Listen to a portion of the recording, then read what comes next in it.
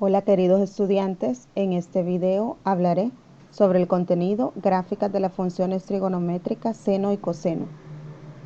Recuerda que el círculo unitario es un círculo de radio 1 donde si colocamos un punto P, X, Y sobre la circunferencia y construimos un triángulo rectángulo con el radio OP y el eje X, podemos observar que el seno de alfa es igual a y el coseno de alfa es igual a x.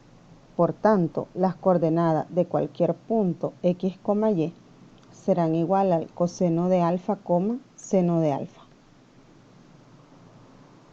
También, cuando estudiamos el círculo trigonométrico en la clase anterior, estudiamos la forma en que podemos determinar las coordenadas de un punto P de acuerdo al ángulo que forma OP, el radio, con el eje X. Usando los triángulos notables, los ángulos de referencia y simetría, obtuvimos esta representación para algunos ángulos. Por ejemplo, en ella podemos observar que para un ángulo de 120 grados o 2 pi-tercios, el coseno de 120 es menos 1/2 y el seno es raíz de 3 sobre 2. No debes perder de vista que el coseno es la componente en X y el seno es la componente en Y. Toda la información que nos proporciona esta figura la he resumido en la tabla. Para cada ángulo que está representado en el círculo unitario, he determinado el seno y el coseno a partir de las componentes X y Y. Es decir, para el ángulo de 0 grados, el coseno es 1 y el seno es 0. Para el ángulo de 30 grados, el coseno, que es la X, es raíz de 3 sobre 2 y el seno es 1/2. Para el ángulo de 60 grados, el coseno es 1/2 y el seno es raíz de 3 sobre 2. Para 90 grados, el coseno es 0 y el seno es 1. Y así sucesivamente se ha completado la tabla. Consideremos de nuevo el círculo unitario y veamos el comportamiento de las funciones seno y coseno. Si nos fijamos en el primer cuadrante, a medida que el ángulo aumenta de 0 a 90, la componente en Y aumenta de 0 a 1. Es decir, el seno aumenta de 0 a 1. Esto está descrito en la tabla como que en el intervalo desde 0 a 90 grados, la función seno crece de 0 a 1. Y el coseno, que es la X, decrece desde 1 hasta 0. En el segundo cuadrante, la Y decrecen desde 1 hasta 0 y las X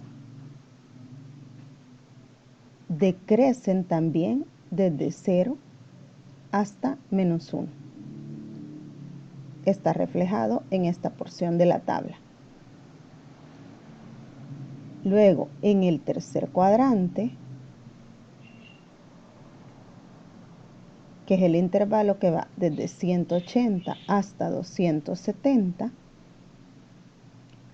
las X van desde menos 1 hasta 0, es decir, crecen. Y las Y van desde 0 hasta menos 1, es decir,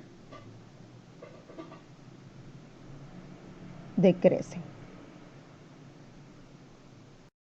Y por último, analizamos el cuarto cuadrante, donde el ángulo varía desde 270 hasta 360. La X, que es el coseno, varía desde 0 hasta 1, es decir, crece. Y la Y, que son el seno, varían desde -1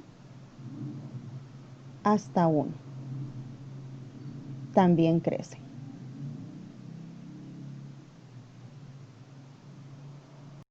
Las funciones trigonométricas también son llamadas funciones circulares, puesto que estamos obteniéndolas a partir del círculo unitario.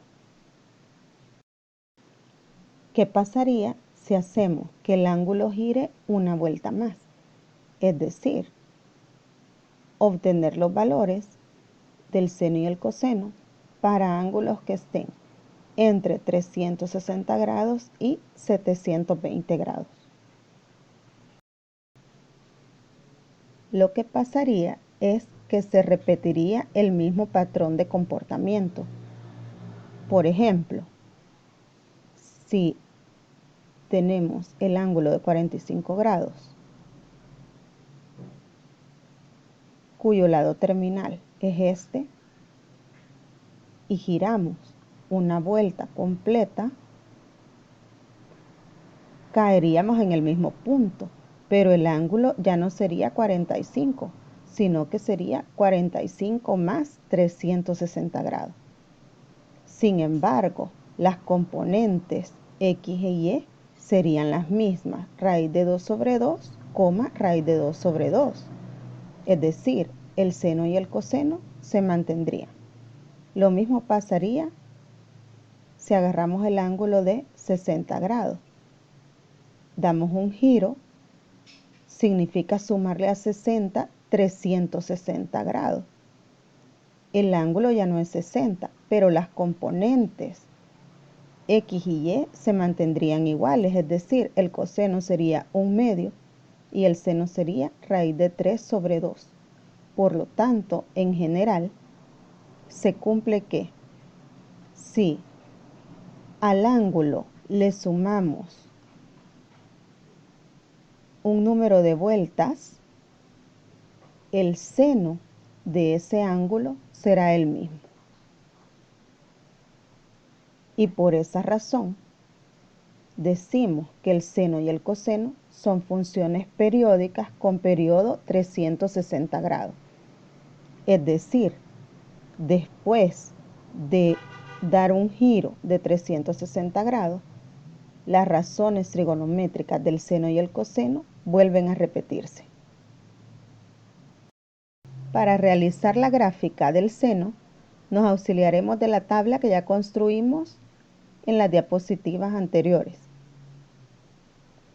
Colocaremos como variable independiente al ángulo θ, desde 0 hasta 360.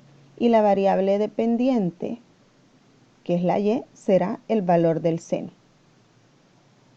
Yo he tomado una escala de 30 grados, es decir, de 0, 30, 60, 90, 120, 150, 180, 210, 240, 270, 300, 330 y 360. Y he colocado los valores, puesto que ya los teníamos en el círculo trigonométrico. Para hacer el gráfico, procedemos como hacíamos las gráficas de funciones reales. Sobre el eje X colocaremos la variable independiente, que es el ángulo θ, y sobre el eje Y la variable dependiente, que es el seno.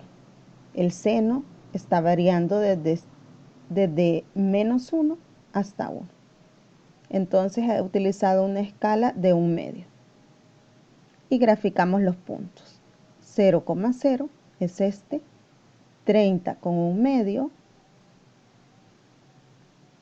60 con raíz de 3 sobre 2, 90 con 1, 120 con raíz de 3 sobre 2, 150 con 1/2, 180 con 0 210 con menos 1 medio, 240